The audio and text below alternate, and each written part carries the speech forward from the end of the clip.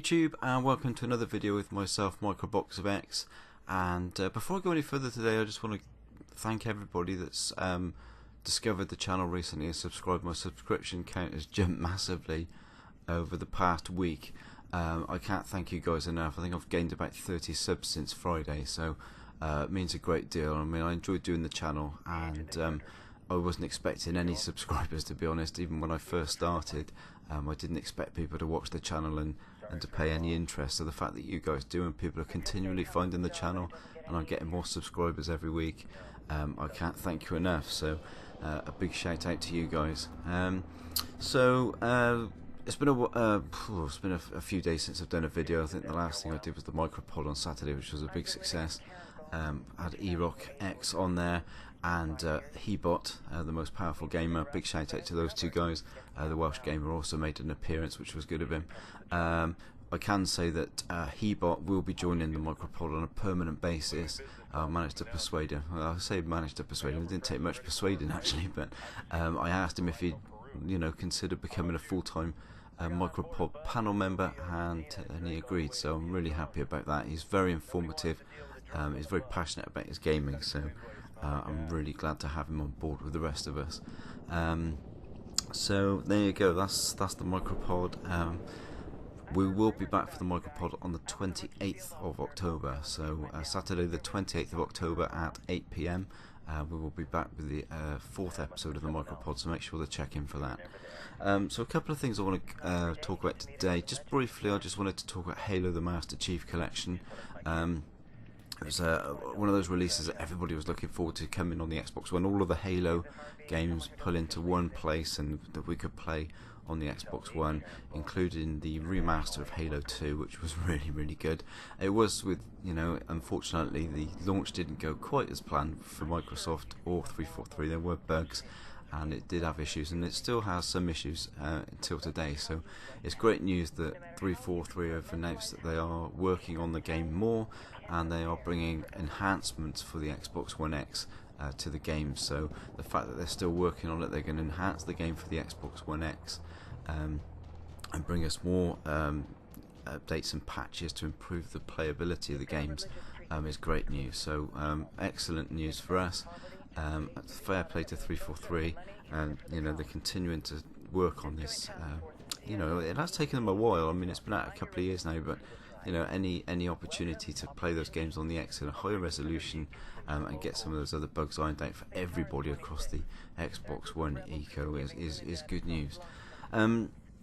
The other thing I wanted to talk about, I've been quite vocal this week about this actually, this is about the loot crates.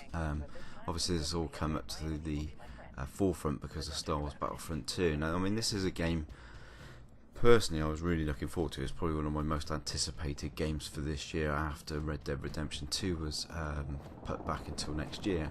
So I was really looking forward to it. I went back through my order and I pre-ordered this digitally in July, so I've had it on pre-order for quite some time, and of course we're less than a few weeks now. We're about 18 days from release.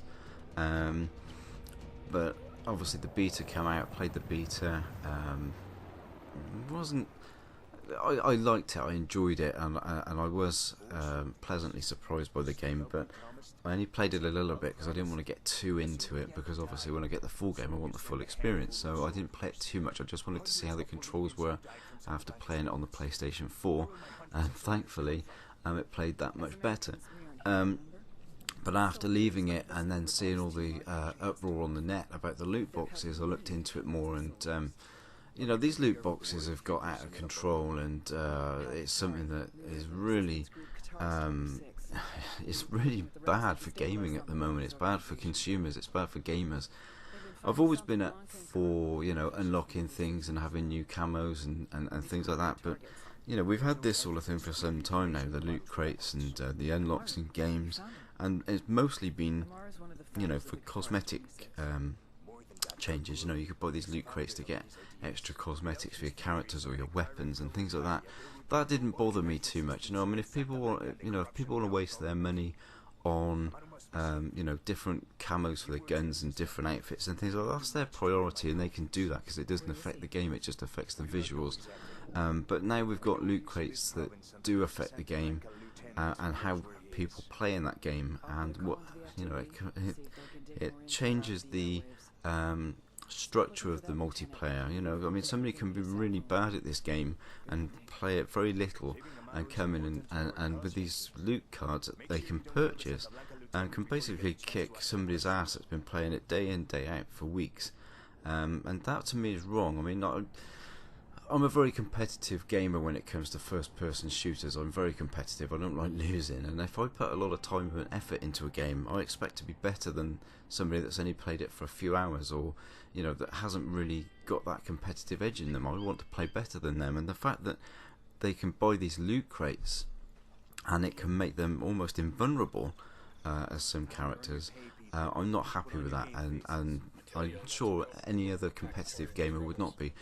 I don't understand why, if every person in that game gets the same amount of XP, it doesn't matter if you're the top player or the lowest player, you all get the same XP. I mean, if I get 30-40 kills, I expect to get more XP than somebody down below that's not put much effort into the game and got 2 or 3 kills. If you're doing well in the game, you should be rewarded as such. There's so many things wrong with this system, and I know EA have put something out to say that they're looking at it, and they're not changing it enough in my opinion. I know Wingy put a video out this week saying, would you stop pre-ordering, would you cancel your pre-order or not buy a game that you've been really looking forward to, and I have. I've put my I've been quite vocal on Twitter, I've been quite vocal on Facebook about this. This is how against this I am, and I have cancelled my pre-order for Star Wars Battlefront 2. I will not put my time and effort into a game where if I put time and effort into it, I will not get rewarded, and I will get rewarded less than somebody that's got more money than sense and is willing to spend all their money on bloody loot crates. I mean, you can't even guarantee that what you're going to get is what you want, so you might end up with the same things. And I mean, I've seen videos this week. I've been reading a lot and watching a lot about this. I mean, they're saying 2 hours to get a loot crate, and you need on some things you need 24 loot crates to unlock one thing. So I mean, work it out.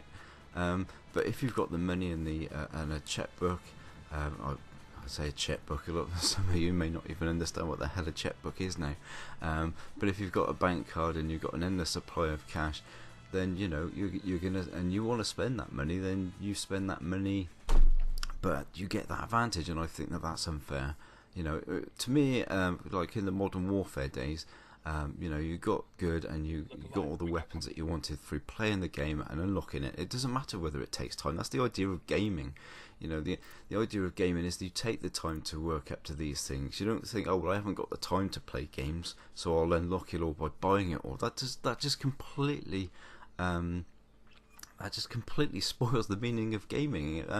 You put the time in that you can and make it entertaining, but you work hard for it. That is what competitive gaming is all about. And maybe if you're not a competitive gamer, then maybe the Xbox isn't the system for you. Maybe you should be on a Nintendo. But I'm sure you guys understand. I mean, this whole thing leaves a bad taste in my mouth. As I said many times, I'm a competitive gamer, and if I put the time and effort into a game, I expect to be rewarded with the weapons and the extra abilities that you would get, as you did in the old Modern Warfare games and the old Call of Duty games before they introduced loot crates to those, for Christ's sake. You had to get to the level up new prestige to get these new weapons and these new abilities. And that seems to have gone out the window. I mean, even with the Modern Warfare remaster they've introduced, for God's sake, loot crates, it's just ridiculous. It's just another way for these companies to make more money out of us, and that we need to stand and stop buying these damn things, because the longer we pay for them and the more money we spill into them, the longer they're going to do it, and they're never going to stop. DLC, I wasn't too keen on DLC to start off with, but when some of these DLCs that these companies bring out are really good. Some of them I think they should have been in the game in the first place. So you've got to weigh it up as a bit by bit. But loot crates are not good. If it's more than cosmetics, they are not good for us, and they're not good for gaming as a whole. Anyway, that's all I've got for you today. I hope you agree. If you don't agree, leave your comments down below in the section. Down below in the comments section. I will get back to you and reply. But please like, subscribe. Don't forget to hit the bell to get notified of new videos when they pop up. And I'll speak to you soon. Take care.